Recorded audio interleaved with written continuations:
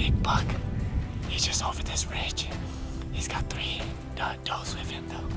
So quite a bit of eyes, but we're gonna try to stalk up in there and see if we can get a shot on. She was bedded. Buck was just staring you guys down on the road.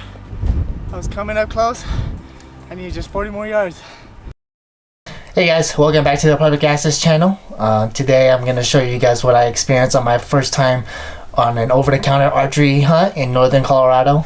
It was my first time doing a archery over pronghorn hunt, and I'm going to give you guys a little insight to how my year went for that pronghorn hunt. It was a new learning experience for me. I've never done pronghorn hunting before, so I was like, hey, I wanted to try something new, and it was, you know, right around the same time as our archery elk hunting. So I picked up an elk over-the-counter elk tag in a unit nearby where I picked up this archery tag for pronghorn too. So I was like, you know, if we have any downtime during elk hunting, I can go do some pronghorn hunting during the afternoon, or you know, vice versa, midday or to early morning.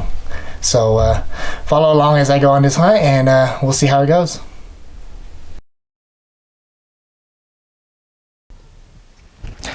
Alright, so this morning we went on a archery elk hunt. We Fuji and Koumo were out archery elk hunting, and you know, we didn't run into much activity that morning. It was still early September. It was still dry, still hot. We you know, we were still in the pre-rut. There was not much elk moving around. There was no bugles yet, so we decided to cut the elk hunting early that morning, go back into camp, head into town and pick up some groceries and stuff.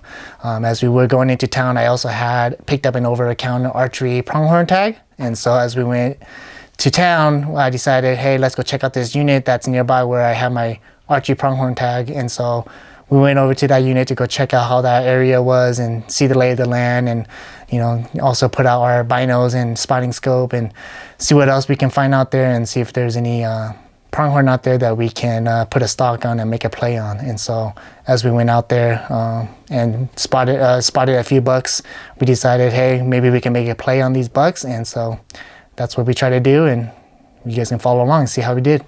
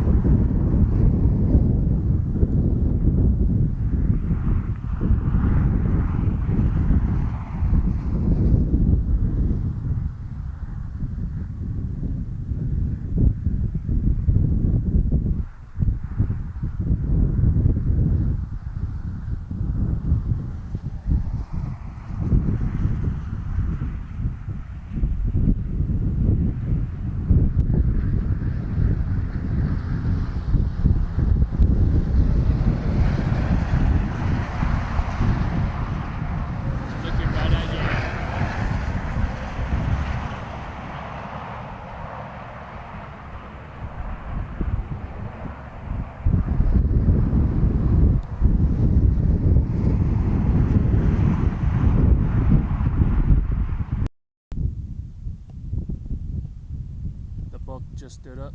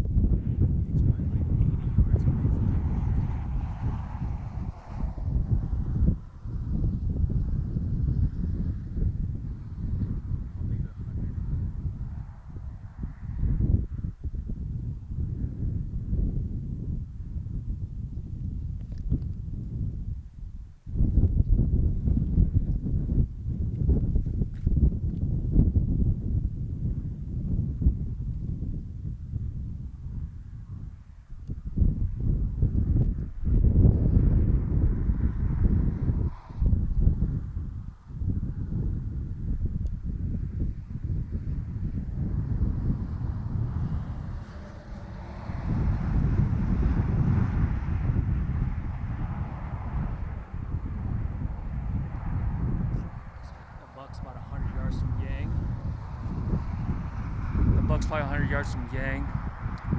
From me to Yang's about 98 yards, well, it's probably 100 yards now, and then from Yang to the buck, about 220 yards. Difference is about 100 yards each.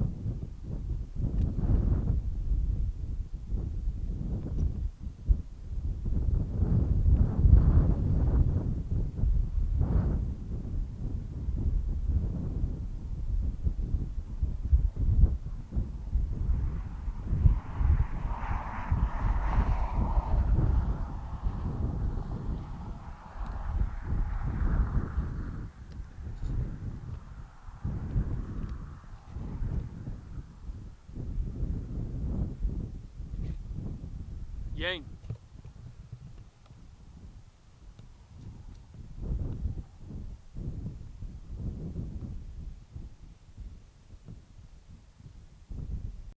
So this is the first stalk that I did that afternoon. It was pretty close off to one of these service roads that we were on. We had really windy day that day or that afternoon, so it was like really tough trying to get in close, and especially with a bow, you only need so much wind and your arrow can just fly which way. So I had to try to get in real close. I had a good setup. The wind was blowing to my face. The buck was sleeping away from me, so his head was facing away from me. He's about 230 yards from where I was when I initially started. I was crawling. Initially, I was laying on my belly initially, but then I started noticing there was a bunch of cactuses all over. So I was like, well, I don't want to get, cactus all over my belly. So I started crawling on my knees and hands, and, I went probably 100 to 120 yards. I got probably close to 80 yards, but with that wind that was just blowing like 30, 40 miles per hour into my face, I didn't want to let an arrow fly and try to shoot that distance with that much wind blowing. So I tried to cut the distance some more. The Pronghorn are just so smart though. He knew as soon as I got within a certain distance that he just knew I was there. He turned around, kept looking behind me. Every once in a while, he just kept looking at me. And he'll turn away, I'll crawl a couple more yards. He'll turn back and look at me. Eventually I got close enough that he got uncomfortable.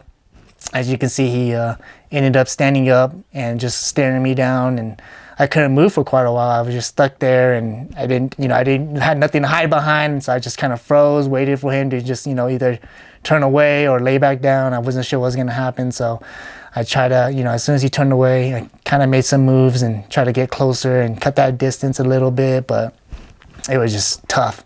I mean, the wind was great, but, it muffled a lot of my noise with me crawling through the bushes and, all that, the noise I had to make while trying to get closer within him. But he was just so smart, and their eyesight is so great that he could just see me as soon as I was, whatever minimal movement I did.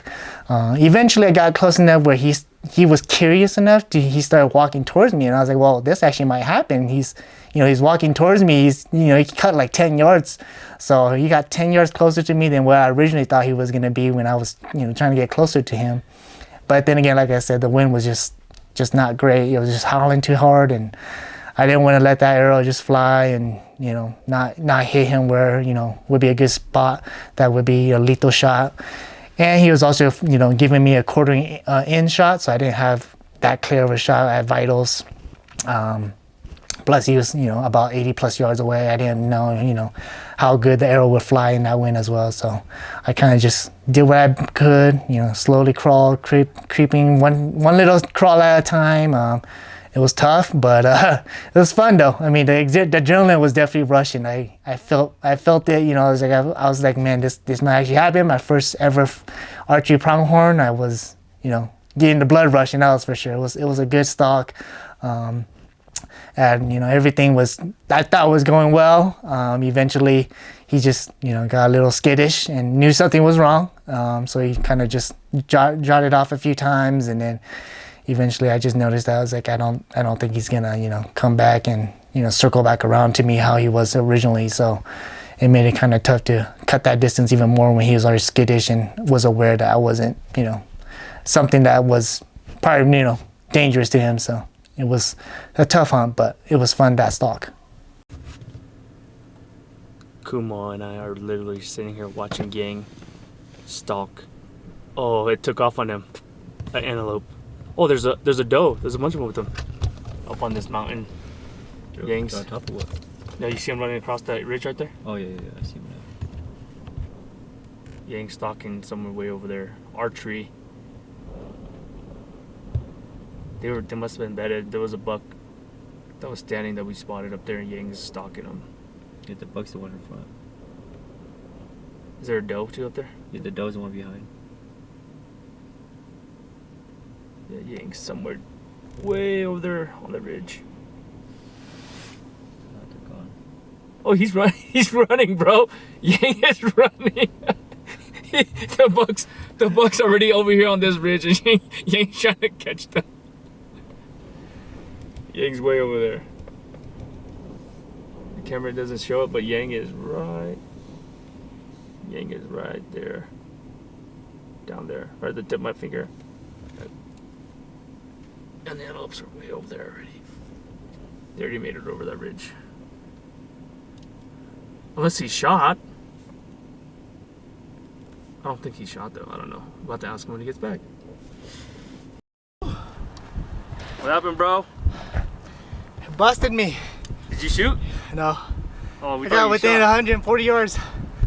Needed 40 more yards, and then we're taking a shot. Dude, we didn't even see the doe. I didn't even see it either. We actually lost sight of them for a little bit. Oh, really? Yeah. Yeah, I didn't even see the doe either. She was bedded. Buck was just staring you guys down on the road. I was coming up close. I needed just 40 more yards. I would have let the arrow fly. Did the doe bust you first? No, Buck did. Oh, was he still standing? Yeah, he was still standing the whole time. Broadside though. Broadside at 150. Oh, dude, we saw you running. Did you try to go catch up to them? Yeah, I was trying to get up there over the ridge. Did they take off? Bro, we watched you run. They're already around the mountain, bro, and we saw you running. We're like, there's no way this guy's gonna catch them. He's gonna actually try to catch up to them. That's not good funny, man. I thought they were gonna stop once they got over the ridge, but I guess not. All right, good try. Next one. Yeah, next.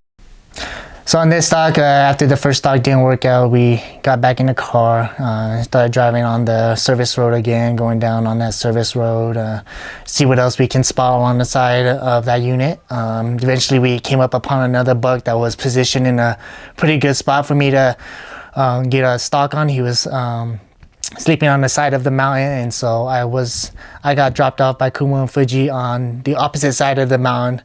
I had to climb 200 or 300 yards up the mountain on the other side, and then crest over on top of him because the wind was blowing side left to right. And so I had to position myself on top of him and make sure that I had good wind and good thermals on my side. So as I was starting from the backside, I was kind of coming over. After I climbed my 300 yards up the mountain, I kind of crested over, and I initially saw the buck. I didn't see, the doe that was bedded there right behind his sagebrush. So I was getting closer, and she was 60 yards closer to me. So he was about 140 yards when I crested the top of the mountain. And so I could see him bedded, but I couldn't see the doe. And so as I was crawling closer to try to cut that distance, because like I said, it was still bad wind or really windy, so I didn't want to shoot over 140 yards and try to, get that arrow to cut through that wind, and when it was kind of howling pretty good. So I tried to cut that distance a little bit, and we had that doe 60 yards in front of me that I didn't even know was there. And so as I came down that mountain, that doe stood up and popped up and noticed me. And then that caused the buck to get up and stand up and stare at me as well. And so I was pretty much pinned. I couldn't move. I couldn't do anything. Eventually, they busted me. The doe took off. The buck went right after her. And I tried chasing them down. I figured they might just went over this ridge and just stopped, because I was between a little drain. So I figured they might have just went up and over the other ridge, and then, would have stopped on the other side. So I tried running across and trying to catch up to them, and maybe I can get closer on the other side of the ridge. But yeah. Pronghorn, they don't stop. They just kept running. We kept running, and when I got to that ridge, they're long gone. And as you see, Koumo and Fuji, they just saw the pronghorn go up and over the other side of the mountain. And for me, I wasn't even close. So it was fun, but yeah, it was a good experience, and I learned be a little more patient. Definitely be aware of my surroundings. Like I said, I didn't even know that doe was there. She was sleeping, 60 yards in front of me. I didn't even notice her because I was so focused on the buck, and so I wasn't aware of her, sleeping right next to me. And if I had noticed she was there, I could have, made it probably, slowed down and did a better, slower stalk on it. But got busted, and that was the second stalk.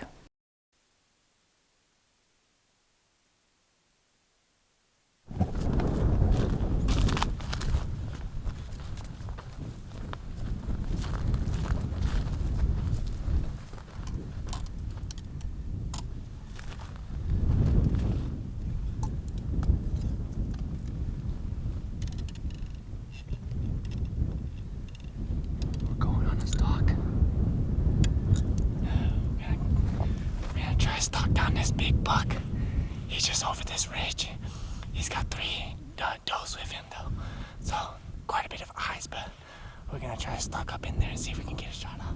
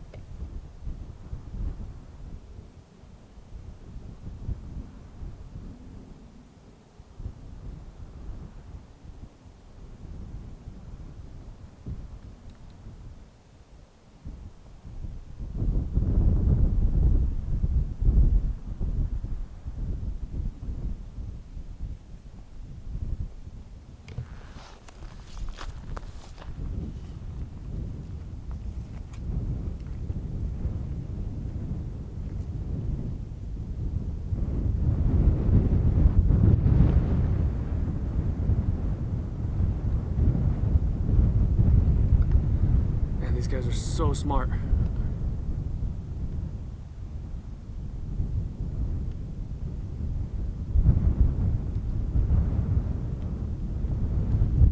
Bro,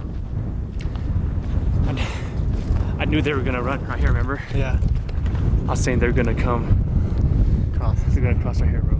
Yeah, those three way up there too. Yeah, those 3 does were with that guy, huh? They were just slowly feeding. He was. Yeah, there we go. It's too hard to be a decoy. Yeah. Dude, they're freaking so smart. Like they're in the little draw right there, but the wind's blowing from Our left to our right, our left to right to them, and so they're just bedded there.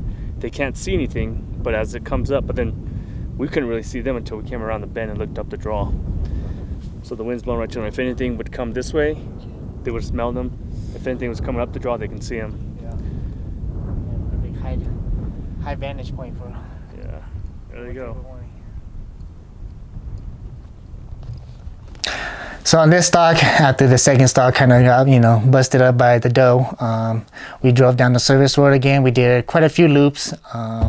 There was a lot of pronghorn moving around, but there was a lot of pronghorn that weren't in good stockable positions as well. So we had to drive around for quite a bit. Eventually we came up on a buck with 3 does. They were kind of bedded like the last buck was, where they're on the side of a hill. There was a little drain between us and the other the bucks and the does.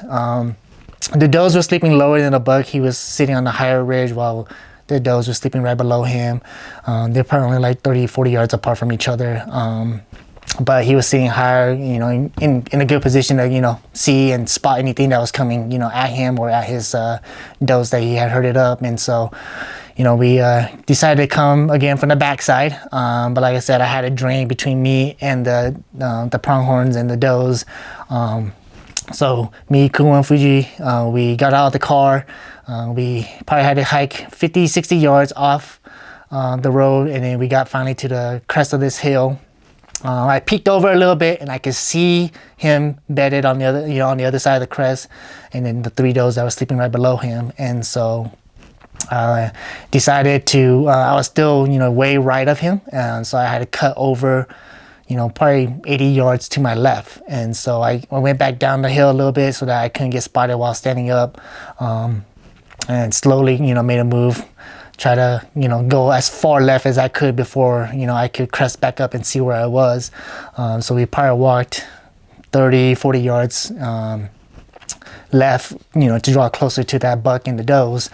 And then eventually I kind of crested back up, and then I noticed that he saw me. He kind of looked over and stood up and started, walking around. I saw him get up. He, started kicking up some dirt. He even, laid down his scent. I saw him, just doing his, buck things. So he circled the does, made sure they were good, and then he went back and laid back down. And so I was like, okay, maybe, we didn't get busted. So we decided to get back down. Let's go again. We were still 40-50 yards from where I wanted to be, close enough to him. And so we, got back down. I just, did my best, moved slowly, kept my eye on them, make sure they didn't bust me and, or, smell me or whatever. And so I did my best, kind of slowly crawling again. Like I said, I didn't want to belly crawl because there's just cactuses, little cactuses, big cactuses all over. So I didn't want to just lay down and belly crawl, and get all the cactus all over me. So I just kind of crawled on my hands and knees. One thing I learned about crawling with your hands and knees is, when you have those wrists release, you get those stuck on or you get those tight on your wrist. And so having those tight on your wrist, when you're crawling, you can get dirt and rocks into them. And so on this stock, I kind of noticed I got a rock stuck in between my spring and my release. And so I had to sit there and fidget with it to get that rock out. So it kind of made it, stall me some time, because I had to learn, okay, maybe I can't use my, wrist release arm to crawl on, because that would, that's going to cause dirt and rocks to get in it. So I had to switch the way I was crawling through this sagebrush and the rocks and terrain that we were going through, and slowly just crawled, making my way. But eventually, when we got to that point where I felt like we were close, but we weren't that close, man, I popped back over. He noticed me again, and then him and the 3 does, they got up, they didn't even hang around. They just kind of took straight off and went up and over the other side of the mountain. That was pretty much the end of their stalk. It was fun. I learned again, what to do and what not to do, and that's how hunting goes.